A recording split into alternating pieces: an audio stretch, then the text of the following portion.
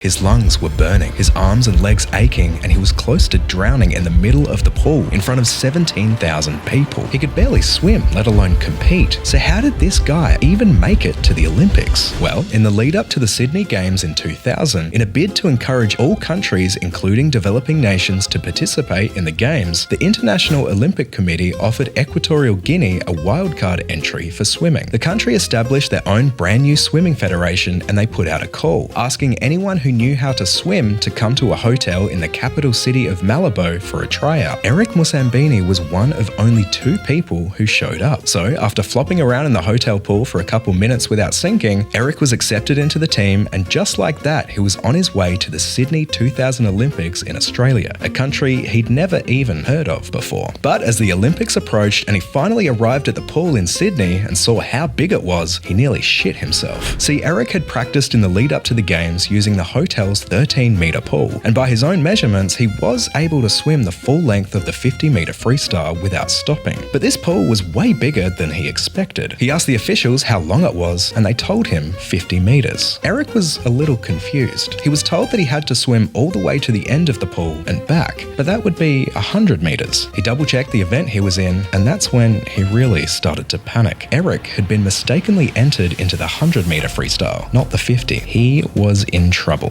Over the next few days, Eric nervously watched the other teams practice, asking questions and trying to learn as much as he could. Most of the other swimmers ignored him, but when a South African coach noticed Eric struggling in the pool, wearing a pair of non-regulation board shorts and no goggles, he took Eric under his wing, giving him the gear he needed and some last-minute guidance. When the day of Eric's heat arrived, he stepped onto the starting block with his hands shaking so much he could barely even get his goggles on. He waited for the starting beep, and then suddenly, there was a splash. The other 2 swimmers in his heat had false started, and now, with both of those swimmers disqualified, Eric was left to swim the 100 meters completely alone in front of the massive Sydney crowd. The starting beep sounded, Eric dove in and powered through the first 50 meters with everything he had. But as he made the turn and the lactic acid flooded his muscles and the exhaustion overwhelmed him, he felt himself sinking. His paddling became sluggish and uncoordinated, and he was embarrassed, convinced the world was laughing at him. But as he listened to the Aussie crowd, he realized they weren't laughing. They were on their feet, cheering. He struggled alongside the lane rope, every instinct telling him to grab it and save himself from drowning. But he knew touching it would mean instant disqualification, so he pushed on. And finally, after 1 minute and 52.72 seconds, Eric touched the wall, winning his heat with the slowest 100-meter freestyle in Olympic history.